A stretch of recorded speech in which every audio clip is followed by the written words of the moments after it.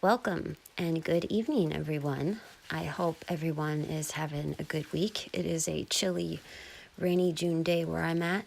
Hopefully, it's a nice, warm summer day for the rest of you, like summer's supposed to be. Today, I'm sharing a story with you that was sent to me by a very kind, lovely young woman. Shared with me her encounter, something that happened to her back at her grandmother's house. I have named this story Peeping Dogman, and I hope you enjoy. I was very surprised and happy when I found your channel. I love finding gems on YouTube.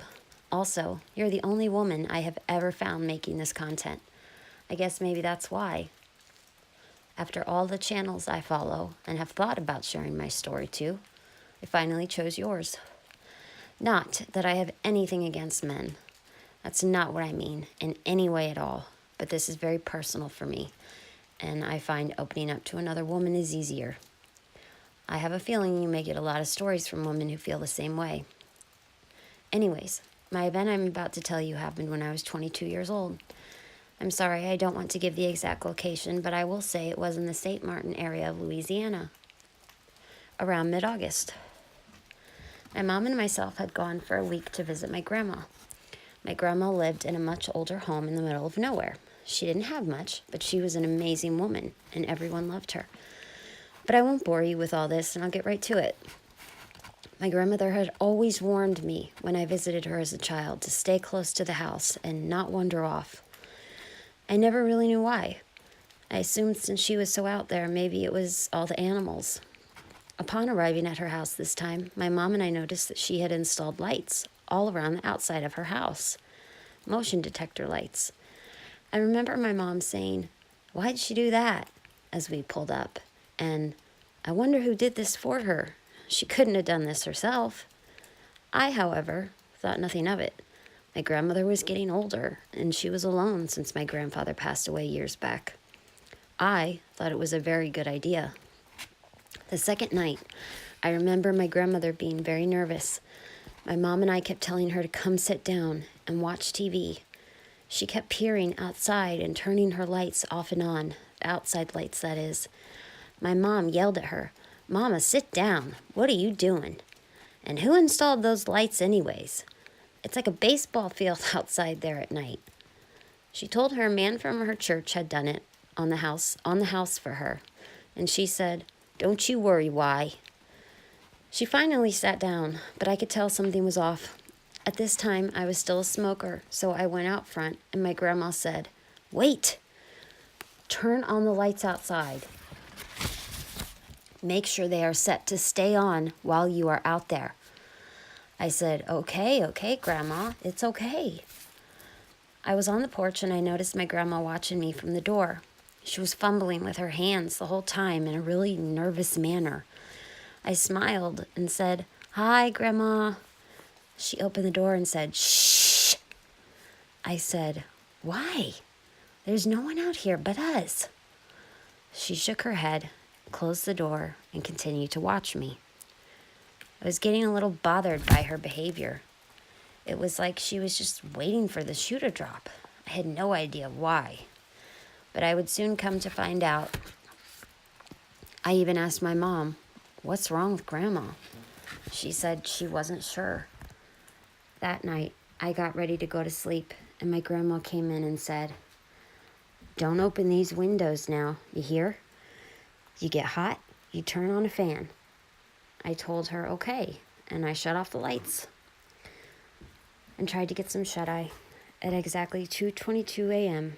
And I know this because there was an old digital clock on my nightstand. I was awoken to what sounded like tapping. In my groggy state, I was thinking maybe a mouse was in the walls. As I began to wake up a little more, it got louder and louder, and I realized it was no mouse. This sounded like a woman with fake nails tapping on my window.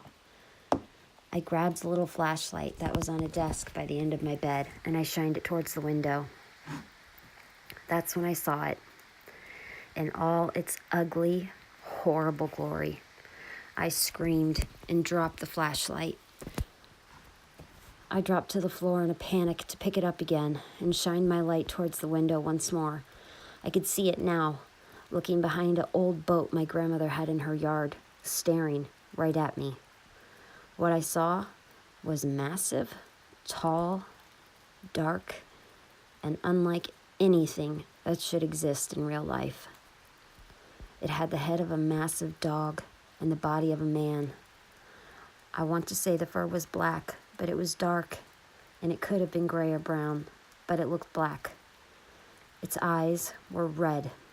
Yes, red, like something out of a nightmare. When I saw it up close for those few seconds at the window, its head was massive, just so unbelievably massive. You just can't imagine. The window was so big, and this thing's head was almost as big as it. It was hunched over, peering in the window, so it had to be at least 10 feet tall, because even hunching down a little, its top of the head still met the top of the window. It had a snout, not a nose, but a snout, like a dog, a long snout that looked wet in the light of my flashlight. I never saw its teeth, and thank God for that. I don't even want to know what they might have looked like. I swear to you, I was half convinced I was dreaming and I was going to wake up in a minute. I told myself, this is not real. This is not real. Over and over. But this thing just stood there behind that old boat, watching me, and I stood there, stunned with fear, unable to move. Just then, my grandmother came in. She heard me scream. She turned on the light in my room, and I collapsed on the floor. My grandmother ran out of the room, then came back in seconds later with a shotgun. She threw open my window and yelled, "Don't you come near her, you son of a..." And then she pointed the gun out of the window and let out one shot. I didn't even know she had a gun. I think maybe it was my grandfather's. I don't know. But she was extremely comfortable using it. My mom came running in, screaming, asking what happened and what's going on. My grandmother said a word I've never heard before or again. I can't be sure, but it sounded like Kita. Keita. I honestly can't be sure, though. This is what it sounded like. She said it softly, and when my mom said, "What?" she did not repeat it. She said, the beasts who own these woods had come to call on her again, and my mom looked confused and said, "What kind of beasts? What does that mean, Mom?" My mother grabbed my hand and helped me off the floor, begging me to speak. I told her I saw something I can't explain, and I didn't even know where to begin. When I had calmed down enough to tell her, she just kept telling me, "No, it's not possible. No. They haven't been on this property since I was a little girl, and Grandpa dealt with them. No, this is impossible." My mom wailed. I was too in shock to ask questions that night. I sat up the rest of the night in the living room on the couch with my mother, and my grandmother sat in her chair. No one really slept. In the morning, I asked my mom what she meant, and she said she didn't and would not talk about it. That morning, my mom was on the phone with her brother, yelling about how they had to move my grandmother out of here, and now.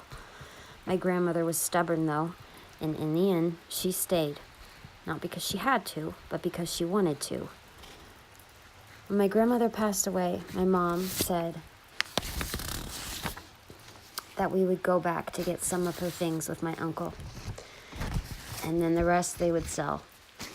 My mother was frantic after that night. Anytime that house or that encounter was brought up, she would change the subject or yell at me and say, "I told you, I don't want to talk about it." It wasn't until 2 years ago I discovered Dogman. I am convinced that that is what I saw that night. I know my grandmother and even my mom know far more about these things than they ever told me. I know they are real. I wish I hadn't seen one. I have had nightmares about this ever since that night. I now live in a city. I could never live anywhere else. I could never live anywhere they might be. That night, now, looking back, almost seems surreal, almost like it didn't happen. But it did. And that is my story. Thank you. So I hope you all enjoyed that story. That's a pretty terrifying encounter if you ask me. I can't even imagine